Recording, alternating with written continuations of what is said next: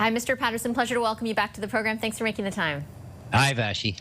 So we have a couple of things coming at us at once. On the one hand, the hiking of or doubling of steel and aluminum tariffs. On the other hand, we have the ambassador saying a deal could be very close if all the parties are willing. You're in the thick of it in Washington. You're in the thick of it today in Toronto, I should say, but mostly in Washington. What is your assessment of where things stand between our two countries? Yeah, I think we're perhaps in a bit of a crossfire hurricane in some ways.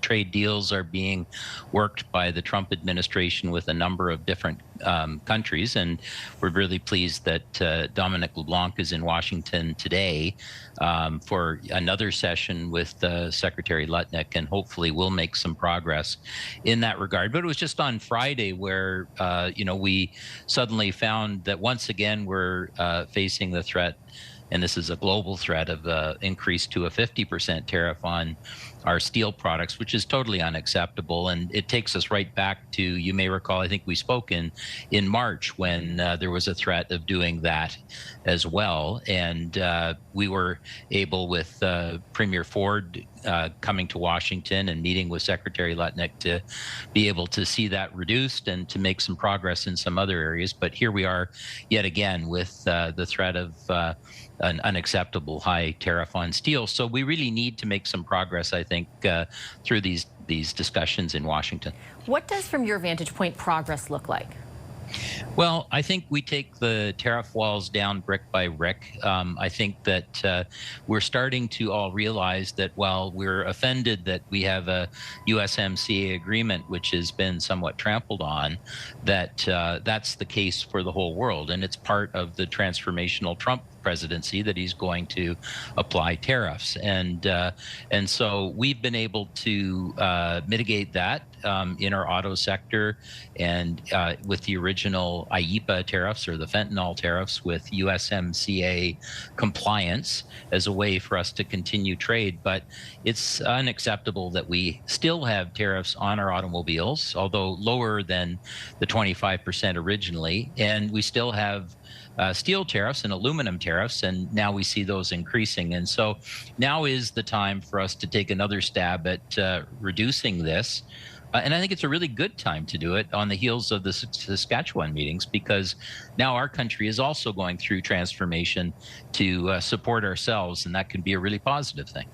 So I guess to drill down on what you're saying, I'm a little bit confused because of my own interviews, let's say, with U.S. officials who have indicated that there's the likelihood of no tariffs is very small. Maybe there's a possibility of low tariffs. Is the objective from Ontario's perspective to eliminate the tariffs altogether, or is there a world in which you can see arriving at an agreement that would include some remaining? Well, I think you're right that the Trump administration has been very clear that his intention is to have tariffs on all countries to some degree as a revenue source for the United States.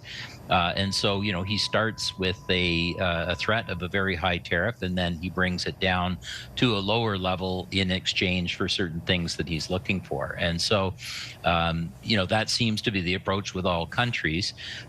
It then leaves the rest of the world looking for relative competitive advantage against each other vis-a-vis the United States. So we're used to a world where we had 99.9% of our trade being duty-free under the USMCA.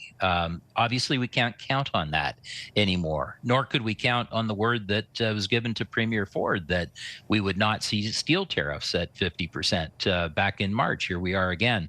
So we need some certainty. And I think probably we're coming to the realization that the best certainty is agreements that are also in the beneficial interest of the United States, as well as Ontario, as well as Canada.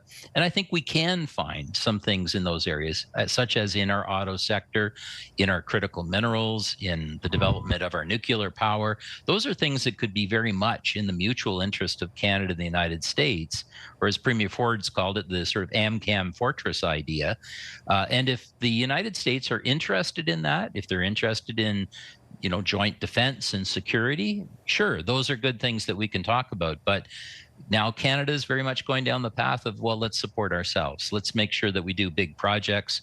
Let's buy our own steel. Let's see if we can't make sure that we develop relationships in other areas. And so I think we have transformation, but I think we have transformation happening in Canada as well as in the United States. And if the United States wants to work with us, let's talk.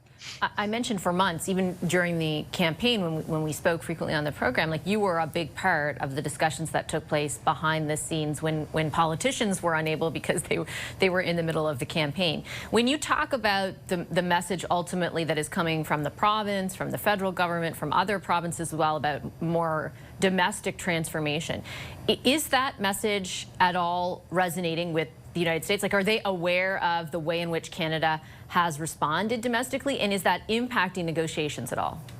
Well, it's something that came up in our meeting today with Ambassador Huckstra, and really the function of a diplomat is not just to inform Canadians what's happening in the United States. It's to listen and see what we're doing. And I think new in his role, he's going to see an awful lot of change taking place in Canada as we embrace things that we've never done before in big projects and moving quickly. And certainly that's happening within the province of Ontario, and now it's happening across the country together. And whether that's removing tariff barriers so that we can grow our own economy quicker, or do big projects, or maybe offer those critical minerals to other countries as well. And so those are all options that we have. And I think we're seeing much more confidence in our ability to grow our economy together in those areas. And so it makes for a little bit more of a level playing field in terms of those discussions, which are frankly one-sided the way that they've been set up. But I think we all understand, and I think the Premier said it well. Let me sort of translate into Canadian. They really do need our critical minerals. They really do need our potash. They really do need our auto sector. So let's get past all of that, and let's see if you want to build together. And if you do, we can do that. But in the meantime, we've got work to do here in Canada as well. Is your sense that there is a willingness to do that in Ambassador Huckstra, for example, or the other people that you've met with? Because I think it's largely unclear to the rest of us. Yeah, I do. I think we actually had a very good meeting.